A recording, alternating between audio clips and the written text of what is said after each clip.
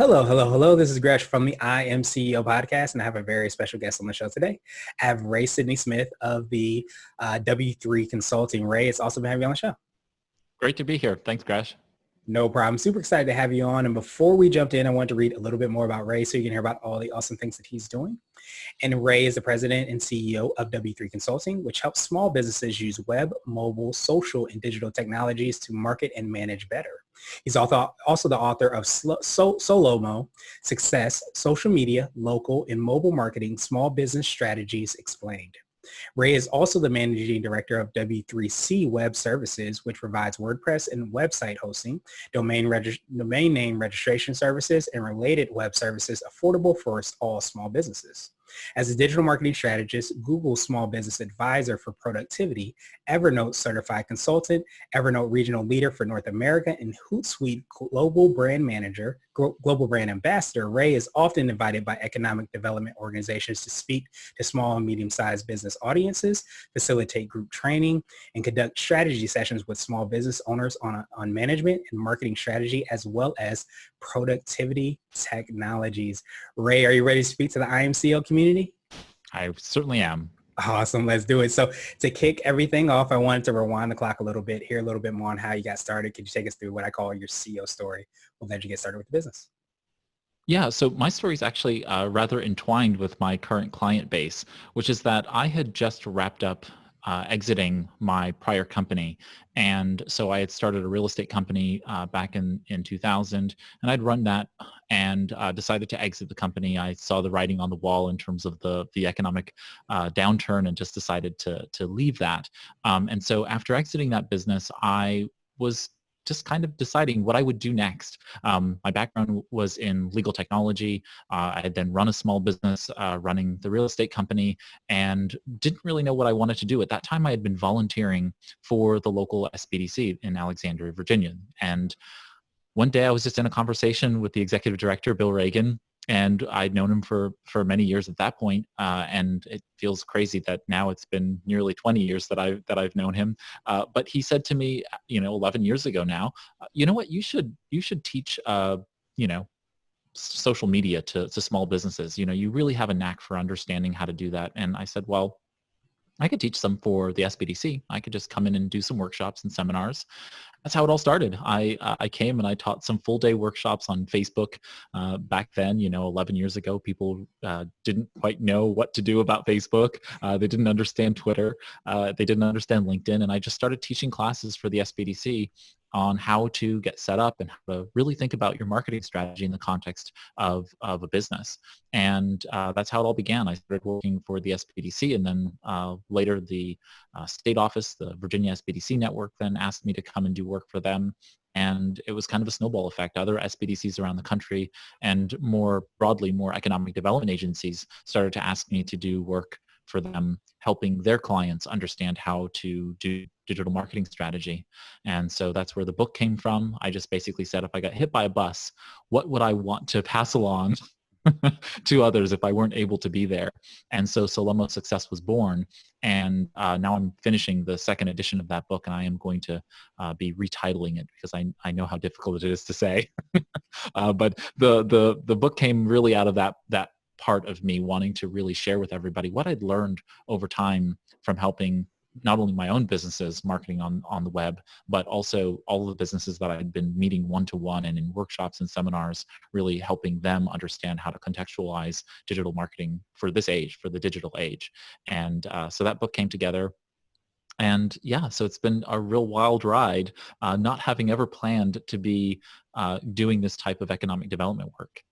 Yeah, that makes so much sense. And it's so funny when you said at that time, a lot of people didn't know about how to use social media. And I think the beauty of what you do, and that me having been a recipient of sitting down across from you and then taking in some of that knowledge, is I think there's still so much to learn, and people still are trying to find out exactly how, to leverage all these digital marketing strategies. So that's why I love, everything that you do, and of course, provide to the overall community.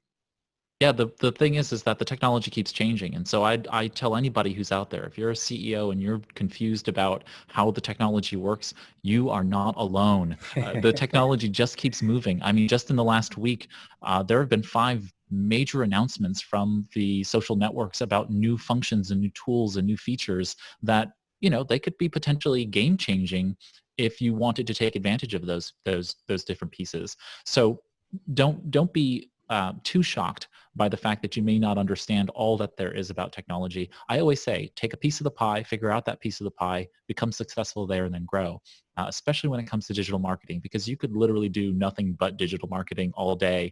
And I don't know about you, but the rest of us have a business to run. So, so pay attention to folks like me who are educating, but really choose your poison. Choose the particular social network, the particular marketing channel that you really want to go after, and then the rest can kind of stand on the sidelines. They can be, I consider them syndication channels. So there's going to be one primary network where I'm going to be highly focused, and then the others are going to be where I syndicate to them through automated means or otherwise. That allows me to be able to really focus on where I have my community, and everywhere else ends up being a place where I can draw people from to where I am generally most active. Yeah, that makes so much sense. And I'm sure a lot of people that are listening are probably relieved that you're saying, you just have to take a piece of the pie and kind of master that rather than see the entire pie, or in some cases, the entire bakery. It probably feels like to see what to do and what not to do, but to be able to, as you said, focus on one and syndicate to the other so that you can be visible, but at the same time, kind of get your voice and name and brand out there on one more than the other. Of course, and I think there's a lot of people out there who would say the exact opposite. There are a lot of gurus out there who say, oh, you know what, you have to be on Facebook and Twitter and on LinkedIn and on Snapchat and on TikTok and on, and the reality is that for most of them, I always say, okay, but that's what you do all day. Like, that's all you do. Right. This is your rest business. of us, the rest of us actually have businesses to run and projects to manage. And that's just not feasible for most small business owners, and it's not necessary. That's the thing that really gets me when I hear these gurus talking about how you should be on every possible platform. What they're really saying is that it helps them if you follow them on all of those platforms. And in reality, I have things to do that go beyond social media. One of my core tenets of social media marketing is that what you do in social media what you do online generally must help me in real life. If you are not helping me in real life, you are just wasting my time.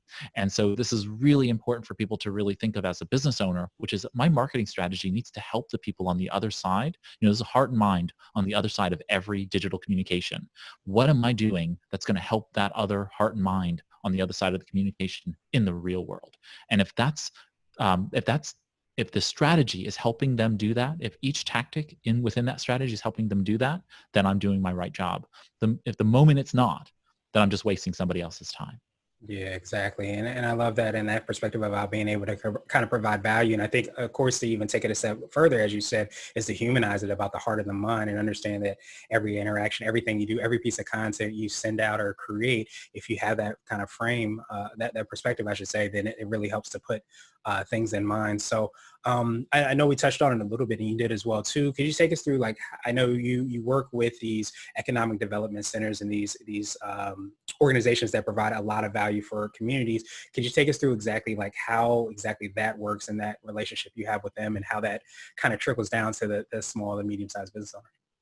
Sure. So I traditionally my clients are economic development agencies around the country, traditionally. So that's just the way the business developed. And so what will happen is, say in the SBDC model, the Small Business Development Center model, they're a program of the SBA, the Small Business Administration. We have 900 SBDCs throughout the country and a couple of other tangential programs like SCORE and SBDC and the Import-Export Trade program and so on and so forth. And so what they typically do is hire me to do a seminar or a workshop or to do some level of one-to-one counseling with small businesses. And so what will happen is I will end up meeting with anywhere from 20 to 80 different clients one-to-one throughout any given month. And so I'm just like with you here, Gresh, we're one-to-one, we're talking about whatever issues you're dealing with in terms of your business. And, it's remarkable because most people think of me as a digital marketing expert for small businesses, but it's so varied, the number of issues that come up in one-to-one counseling with businesses. So it could be a business management problem. It could be a business process improvement problem. It could be just a legal issue where we need to refer them to legal counsel or to tax counsel or to someone who can help them with those issues before they can really get their real marketing strategy in place. Most people say marketing and they don't understand that marketing strategy really includes product development. It includes your pricing strategy. It includes your promotional strategy. What most people think of as marketing, they really mean promotion. And of course, placement. Where are you going to distribute your product and make it available to others? So I'm thinking about a business in a very holistic perspective. And when it comes to the SBDC, we're really helping them with business plan development or lean canvas development. And when they're looking at getting help from us, I want to make sure that they're going to be on solid ground when they leave the door. Usually a little bit head spun because they're getting a lot of information rapid fire at them. They usually have 45 minutes to an hour with me. And those services are provided free of cost through the SBDC. The SBDC is obviously, I'm doing the work for the SBDC, and they're providing those services free to the general public, to the businesses in their jurisdictions. So that's my traditional business. I do have, as you noted at the top, I have a web hosting and domain registration business that kind of just came out of the need that people would come to me and say, you know what, I really need a website and a domain. I don't know where to go. And I said, well, I can create easily do that for you. And so it just started to go from there. And so I charge a very nominal rate. I want to make sure people just have access to it when they need that. And I'm happy to hand them off to bigger and better hosting hosts when they need to, because there are going to be circumstances where we're just not the right fit. So I don't have any real vested interest in that other than helping people where they need it. We have world-class servers and great domain registration, but still there are going to be people who need something different. And so that's how the whole business is really run. I do take on a small set of consulting contracts throughout the year.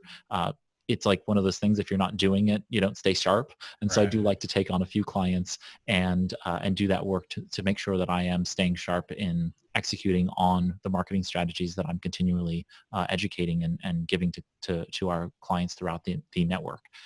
What happens is that I get pretty quick feedback from folks because dissimilar to an individual small business owner, when they execute a marketing strategy, they kind of do it and then they see success or don't. Right. For me, I'm seeing sometimes thousands of small businesses executing on my advice. And so I'm able to then get really rapid feedback and know whether or not something's working. And then I can step back and say, okay, how can we tweak this so that it helps the vast majority of businesses who are coming in the doors? So that's really useful for me in terms of being able to not only understand what marketing strategies work or don't work, but then being able to tailor them for the businesses as they come to me one-to-one. Yeah, that makes so much sense. And I feel like, and I don't know if you would consider that to be what I call your secret sauce. Is it that ability to be able to kind of see and take in that information? But I feel like too, I don't know if, being able to have that holistic perspective that you mentioned earlier, where you're able to maybe see somebody who has a marketing problem, but realize that there's a lot more involved from a holistic standpoint in that business aspect, and be able to kind of direct them in the right, put them in the right place, or, connect them with the right people. I didn't know if that's what you feel sets you apart. I tend to think of my secret sauce as that I'm extremely curious. Mm, The reality is that since my earliest memories in life, I have always been just extremely curious about everything in my world. So when a business owner comes in the door and they've got a new product idea, they want to build something, and they're thinking about 3D modeling it and doing a 3D print and showing it to me, I'm just interested. I'm in the Dale Carnegie sense, just being genuinely interested in the other person. It's just built in. I don't know why I have it. It is just there. But if you give me a TI 86 from 1987, I will want to take it apart and put it back together again. If you told me that you were trying to start a business that was helping indigenous tribes in Malawi, I would be interested. I'm just generally interested in the world, and so it just has always served me well. And because of that, I've also just taken a lot of varied paths. And so I have this very varied interest, from the legal to the technology to the business management experience, to owning a business and running several small businesses, to then helping businesses. I have this very holistic. I don't know if it's the right word is holistic, but I just have multiple perspectives about the world. And so that's really helped me, and staying curious about, when someone comes in the door, I don't come with preconceived notions about what it is they could potentially would, should, could do. I want to hear from them and know what they're really feeling as their challenge, and then be curious. Ask them lots of questions to be able to somewhat Socratically bring out the answer from them. Most people know the answer to what they need to do. You can give them resources and you can give them knowledge and all of those things, but ultimately they need to make a commitment and decide, on where that direction will take them. And if they can create that direction, then they are more likely to be successful. Inaction is the death of a company. It's really them making sure that they take action. And so I can give lots and lots of information every day, and I do in seminars and workshops now, currently virtually. But the goal is that they take a nugget and they run with it. And so someone says, "Oh gosh, I'm mired in indecision. Should I be on Twitter, or should I be on Facebook, or should I start an email marketing campaign, or should I do X and Y?" And I go, toss a coin. The reality is that if you do any one of them really well, you're going to be okay. And I don't think most people want to hear that, but it is the hard truth that execution is far more important than any one individual path. There are people being successful today on all of those platforms. Some people just run ads. Some people just run an email. Some people just do Twitter. And all of them can be successful because they are committed to that pathway and they're making it work. And so I think to some great extent, my secret sauce has been my extreme curiosity with people and helping them, kind of unearth their next level. Like whatever their next level is, I want to help them understand the information to get there, and then helping them make sure that they're taking the decision, the commitment to get there. Yeah, absolutely. And that commitment has everything to do with it, that action, as you said, so well. And I think it's huge because I always feel, and I don't know if you feel the exact same way, that when you have that curiosity where you're, genuinely curious about so many different businesses or ventures or industries and so on and so forth, it also seems to serve you in other industries, because a lot of times you have that new and varied perspective on different problems or solutions that people or things that people are thinking about and trying to go through. Whereas if you sometimes have always been in that industry, always done that, it's sometimes harder to disrupt and look in a different way. Oh, absolutely. I mean, I love traveling. And so, when I travel to a new country and I meet people who are running maybe a similar small business in some main street district of some other country, I can't help but ask them about how they're running things and what they're doing and so on and so forth. And I find that many times I'll come back to the States, I'll sit down with someone in a counseling session or in a marketing strategy session, and lo and behold, that, casual conversation with this random person in a random country will have actually inured a benefit, will have, passed forward a benefit of saying, you know what, I saw these people doing this thing. Maybe you could consider this. And, it unlocks some kind of door, some kind of knowledge in that other business owner, and helps them in some way, shape, or form that I couldn't have without having had that maybe serendipitous conversation. Right. That makes so much sense. Everything happens for a reason, so to speak. So Mm. I wanted to switch gears a little bit, and I wanted to ask you for what I call a CEO hack. And this could be an app, a book, or a habit that you have, but what do you feel makes you more effective and efficient? So outside of small business marketing, I think the most I'm known online about, or in the world about, is actually productivity. I'm a huge productivity geek, and while maybe some people know about this, I don't think enough people practice it. And so I always talk about getting things done. The Art of Stress-Free Productivity by David Allen. It's a book, and the most recent edition came out in March 2015. And I actually had the pleasure of recently sitting down to interview David Allen himself. He's now 75, I think it is, in December of 2020, and just talking to him about his life and work, and the way in which it benefits a CEO is that your time is basically how you manifest the future. And so like your present time. And so whether you are planning, executing, or reflecting on the past or future, you have to spend your time well. And what GTD, or the Getting Things Done methodology, really helps you do is understand that time is only fungible through action. And you have to understand what the actions are you're taking toward any given day. And when you're running a business, you have to be able to do that planning, that execution, and that reflecting both on the past and the future. And the goal is to really identify what are the actions that are going to really strategically move any project forward. And so I think the best hack is to get a productivity system. A personal productivity system is as it sounds. It's personal. So you could take a methodology like GTD or any number of others, bullet journaling. There's so many other different personal productivity methodologies, but you need to make it your own. You need to really understand what's your work style. Are you a social worker that is a collaborative worker? I am a collaborative worker. I don't do well in a vacuum without others working with me. So I know that about my world. And so I've created a system. I've created systems that help support me to be able to get things done. And you need to understand that about your own working world. And that will allow you to not only do good work, but you'll also able to then lead by example.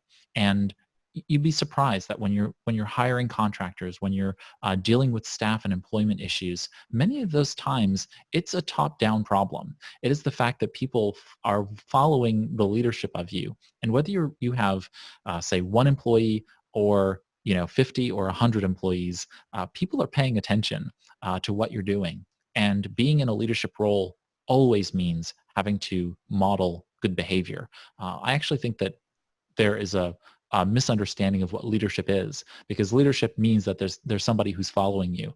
And in reality, though, everybody is following everyone else, just at different times. So, for example, if Gresh and I decide to go to the movies, and Gresh says to me, "Hey, what do you think about going to the movies, and what movie would you like to see?"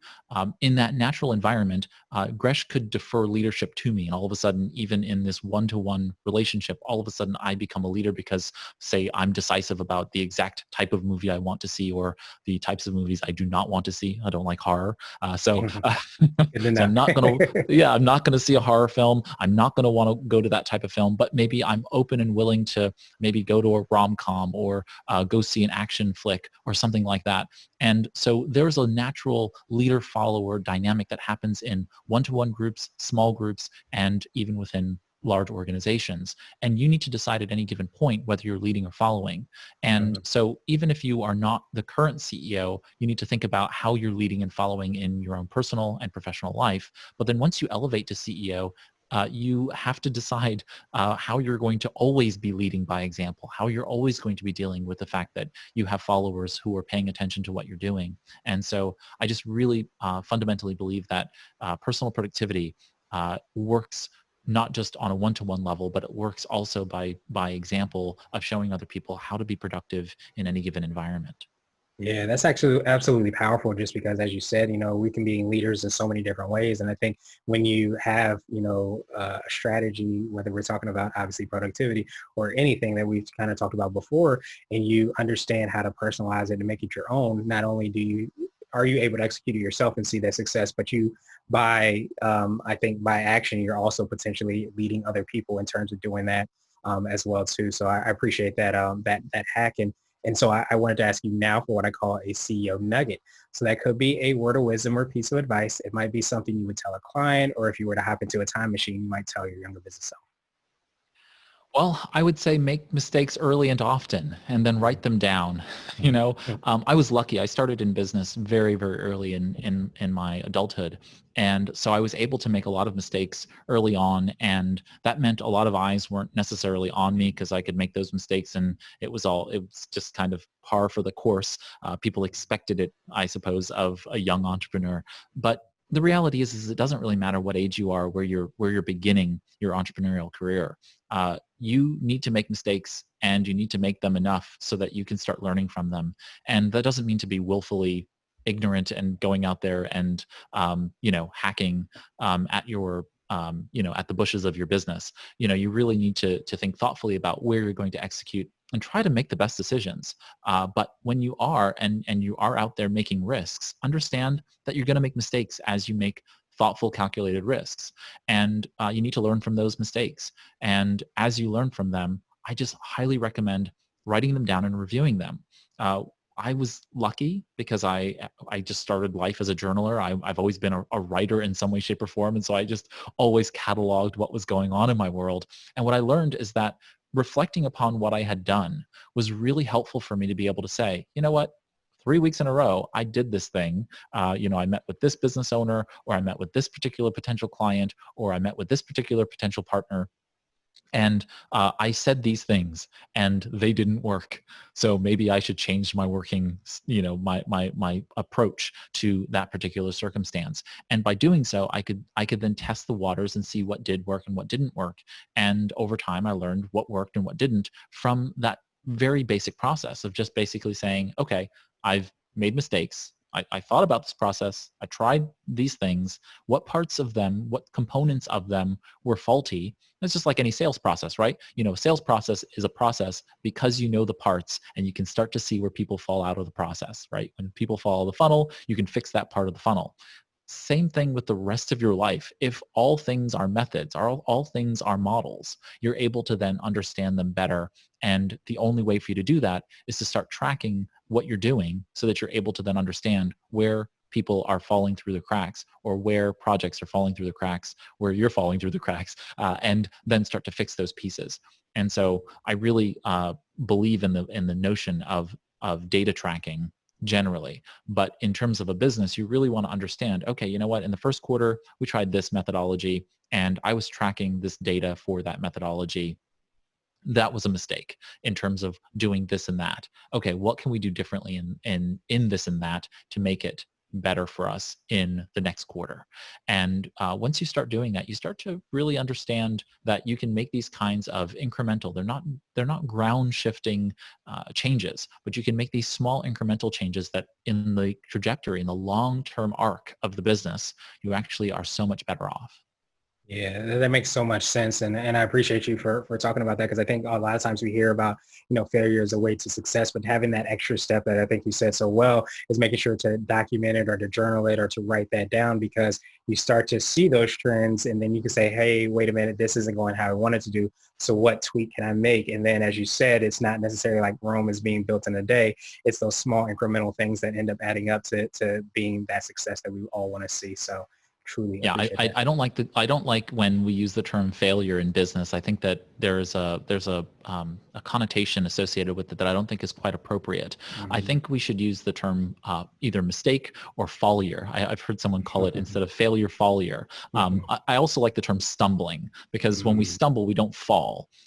Stumbling is kind of like we stumble and then we right ourselves. And many times in businesses, that's what we do. Failure is you shut the doors. You just decide to close the doors and stop being a going concern. But the idea for most business owners is that they stumble a lot for a very long amount of time.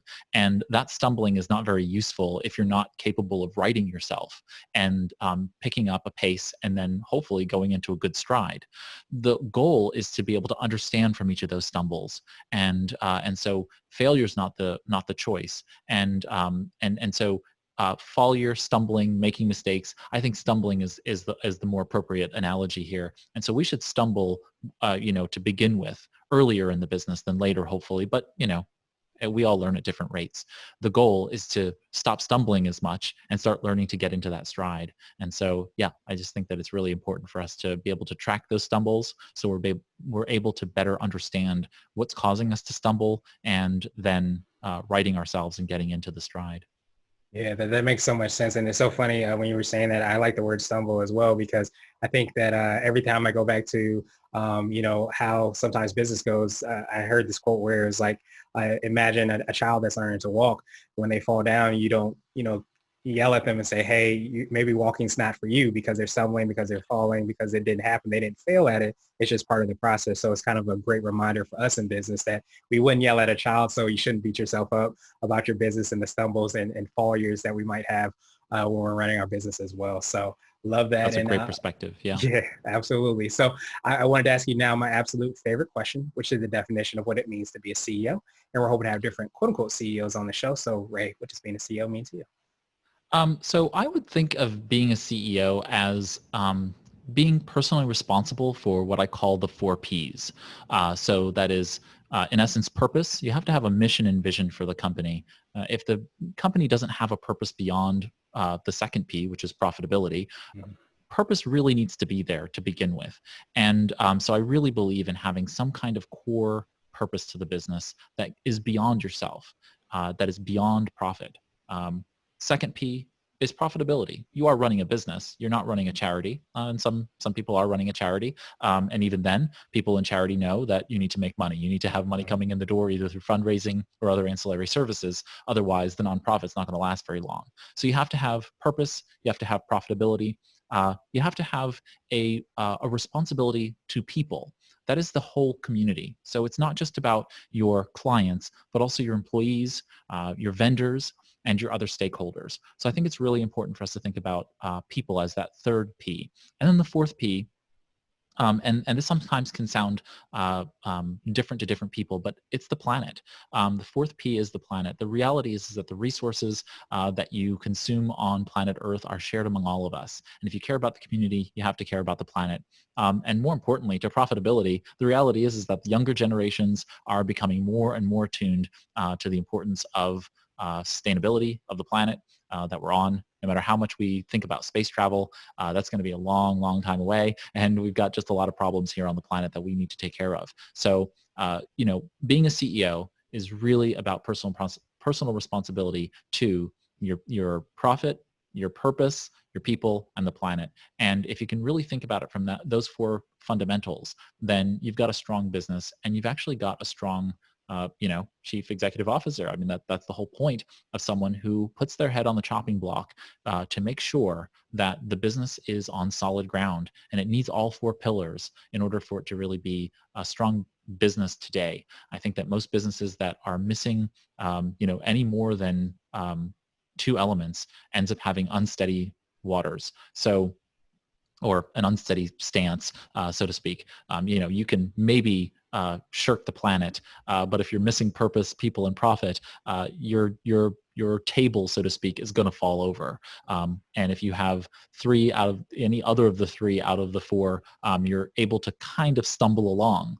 But at the end of the day, I think all four end up really making for a strong business. If you can think about resource management, if you can think about how you're handling your people well and treating your people well and taking care of them, if you can think about making sure that you're profitable, and if you have a purpose and mission, then there isn't burnout. Then you don't have those problems with legal issues. You don't have those problems, like all of those things tend to wrap up and clean themselves up if you really pay attention to those four fundamental pillars. Yeah, that makes so much sense. And as you were saying that, I was definitely envisioning kind of like the legs of a stool, so to speak, and having those four legs, one of them missing. Like you said, the three you might be able to get by for a little bit, but definitely two, you're going to be kind of on your butt, so to speak. So you want to make sure that you have all of them, but definitely understand how intertwined they are and how they help you to reach your mission and intertwine with ourselves as leaders, but also as the planet, as you said, and the people within the planet as well too. So definitely appreciate that perspective, and I appreciate your time even more. What I wanted to do is pass you the mic, so to speak, just to see if there's anything additional you can let our readers and listeners know, and of course, how best they can get hold of you and find out about all the awesome things you're working on. Yeah, sure. So if folks have any questions based on what we discussed today, I'm always happy to answer questions. And I guess you can always find me on Twitter at W3 Consulting. So W3 Consulting. And I'm a Twitter fan, fanatic maybe, but people can find me on Twitter. And from there, you'll basically find all kinds of other goodies from my podcast to the website, and anything else you might need is all kind of, Twitter's a good one-stop shop for people to find me. Awesome. Well, ready to make it even easier. We'll have the links and information on the show notes so that everybody can tweet with you as well. But again, I truly appreciate your time. Appreciate your work and all the awesome things you do as well. And I hope you have a phenomenal rest of the day. Thank you so much, Gresh. Pleasure to be here. All right. And I'll cut it off here. Hello. This is Gresh again from the I Am CEO podcast. We had a phenomenal episode with Ray Sidney-Smith of W3 Consulting. Ray, it was great to have you on the show. You provided loads of great value, but I wanted to do this bonus episode just because I know your podcast is going to go live later, but you provided so much value that I want to kind of just pass you the mic so that you can talk a little bit more about what you do, so that people that might be just listening to this can learn a little bit more about you. So in terms of what I do, I help small business owners really understand more about digital marketing strategy, personal productivity technologies, and so that tends to be in the realm of both individual productivity, but also team-based productivity and business process improvement. And it's remarkable how, when I talk about what I do, people are always like, digital marketing and productivity, those don't seem to be in the same constellations. But you would be surprised at how the two of those really fundamentally don't work if you don't have the other in pretty good order. Digital marketing requires you to have your hand on many different projects. And if you are not good at managing those projects in your life, you're really going to have a problem being able to execute on a good marketing strategy, especially if you have a small enterprise. And so I always say to everybody, if you've got a good productivity system in place, you're going to be really well off in terms of moving forward. So that's the majority of my work in terms of helping folks understand those pieces. And so that's what I do. Nice. I definitely appreciate that. It's so funny. I never thought about the interaction between the two of them, but you're absolutely right. A lot of people say, stay off social media because you're not being productive. But in reality, they're closely intertwined. If you do it well and you can execute that well. Absolutely. I so often see people come into me and they say, oh, I don't want to get into social media marketing. I've really been resistant. And I go, why? And they'll say, it's because of time. I don't have time. And just so that everybody's aware, I spend a lot of time, pun intended, paying attention to time use research. There's actually a whole class of social science that focuses on time use research, how people use their time. And what they do is they have people log their time, both actively and passively, so that we're able to understand how people use their time. And it turns out that a lot of people use their time really poorly. And so with just a little bit of modification, I mean, it's not an overall, condemnation of humanity that we use our time poorly. But the reality is that as a business owner, if you can manifest how you use your time, then you can have better life-work balance. I think that being an entrepreneur is a lifestyle choice. And you have to understand that choosing to be an entrepreneur, choosing to be the CEO of a company really requires you to have to balance those different parts of your life well. It doesn't have to be equal. You don't never have to have an equal life-work balance, but you do have to have it weighted in a way that's comfortable for you.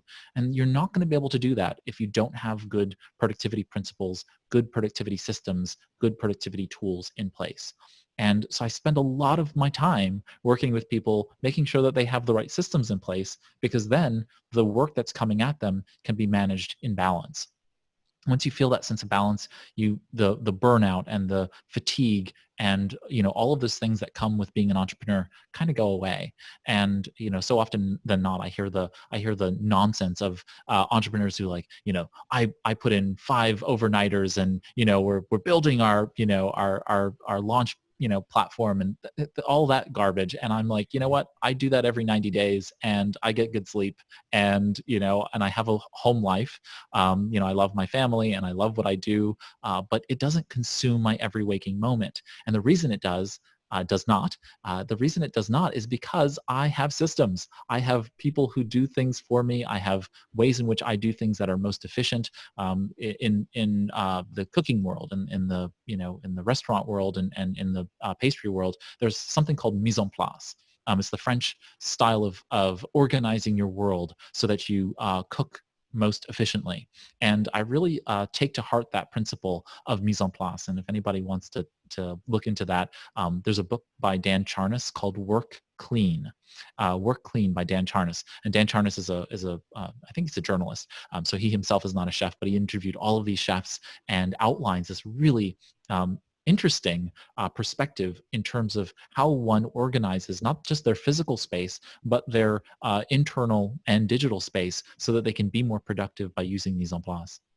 Yeah, that's absolutely powerful. And I think that, when you were saying that, it makes so much sense because I think so many people hang their hat or are proud about like how many hours they put in, but not really thinking about that productivity, not really thinking about how efficiently they're using that time as well too. So it kind of sounds like you're saying, definitely correct me if I'm wrong, it's not so much the number of hours you have as much as how you use them or some maybe variation or combination of that saying, so to speak.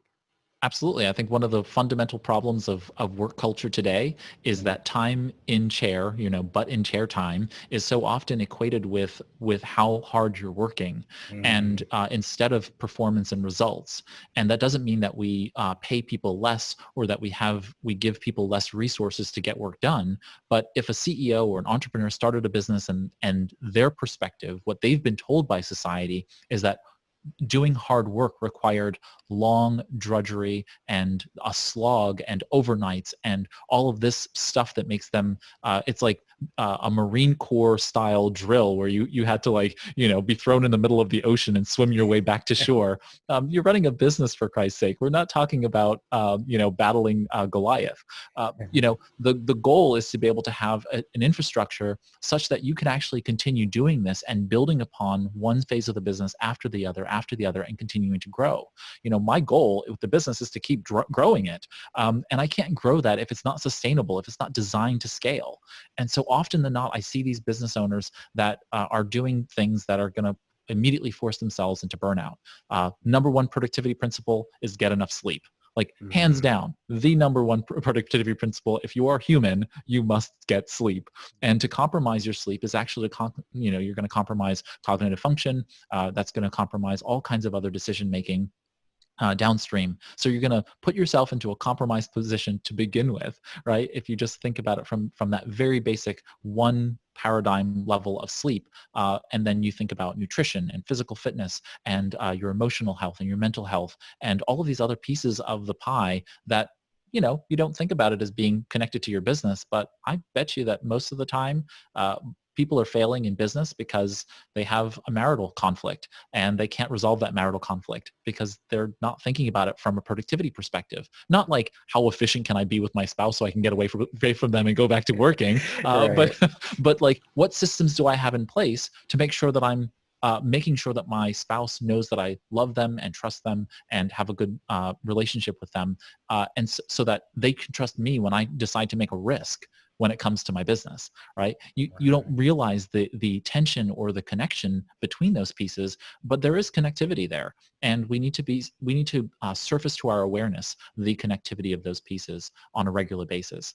And that really just means systems. And just so people are very clear about what I mean by systems, a system is just basically a set of protocols that allow you to be able to manifest an outcome on a regular basis. Systems are, we tend to think about a machine, right? We put inputs into a machine, whether that be energy or some kind of raw material, and it outputs something else. That means it does work for us or it outputs some kind of manufactured outcome. I put bread into the toaster and toast pops out. That's a system, right? It's a fairly basic system. We live in lots of complex systems, right? We live in a planet with an environment, an atmosphere, and many other working systems. What we need to do is start thinking about our own being, our own selves as operating within many of these systems, and how can we create systems that might be, I punch in a little bit of information into software. That software does some stuff. It executes communications to others who do some stuff. That comes back to me. I review it. And then I punch in some more data or provide some kind of information back to those people, and more work gets done. That's a system. And if we can think about our world in terms of how those systems work, we can actually start to create efficiencies by becoming good at the skills of doing the things we're supposed to do and getting off of our plate the things we're not supposed to be doing, the things that we're not best at. And there's always going to be some drudgery. You know what I mean? There are all kinds of reports that I have to do, and I do not like reports. You and me But both. I know, right? But I have to do them. But what I'm going to do is I'm going to do them the best possible way I can. That is Mhm. not just the most efficiently, but the most quality that I can do, because quality is as important as efficiency. And so people tend to think, oh, you know what, I'm just going to crank these widgets out as fast as I can. But if they're crappy widgets, nobody wants to buy them. So what you really need to do is to make sure that we keep quality as high as quantity. And that balance requires us to really be highly skilled at certain things and not highly skilled at other certain things. And that really becomes, what do I do and what do I delegate? And, again, this all goes back to the functions of having good personal productivity systems in place as a CEO. Yeah, that makes so much sense, and it's so funny because last year I try to have a theme for every year. Last year my theme was putting your oxygen mask on first, because I think so Mm, many times that you hear a lot from coaches that they say in order to help somebody else out you have to make sure your oxygen mask is on first, and whether that be relationships or food or sleep and all those things that you kind of touched on. Often we'll gloss over that and then we'll just go to work and we'll just drain ourselves, and understanding that the business needs you at least in the beginning to really get going. But I think, as you said, and another thing that was kind of coming to my mind was the E-myth, where a lot of times mhm. to build your business so that it is made up of process and systems so that you Right. can, help out and grow the business, but the business isn't necessarily required from you, or it doesn't need you to be in it in order for it to grow, is definitely huge. So I just thought those were two things that kind of came to my mind when you were mentioning both of those, and how sometimes we can look at them separately, but they're often intertwined and go hand in hand. Absolutely. Yeah. Awesome, awesome, awesome. Well, Ray, truly appreciate, all the awesome things you're doing. What I wanted to do, if people are just listening to this, what's the best way for them to get a hold of you and to get in contact with you and connect with you? Well, I know you're going to put all of the links to me in the show notes, so people can find me from the links that you're going to be placing in, but I am a Twitter fan. So anybody who wants to find me can always find me at W3 Consulting. So W3 Consulting. And so anybody who doesn't know W3 Consulting, the W3 actually stands for World Wide Web. It's W to the power of 3, W cubed. And so World Wide Web. So if you want to find me, you can find me at W3 Consulting on Twitter. Awesome, awesome, awesome. And as Ray said, we will definitely have the links and information in the show notes for his podcast, his books, all the awesome things that he's doing, his web hosting and domain name company as well too. But Ray, truly appreciate you again, my friend, and I hope you have a phenomenal rest of the day. Thank you so much, Crash. It's been a pleasure.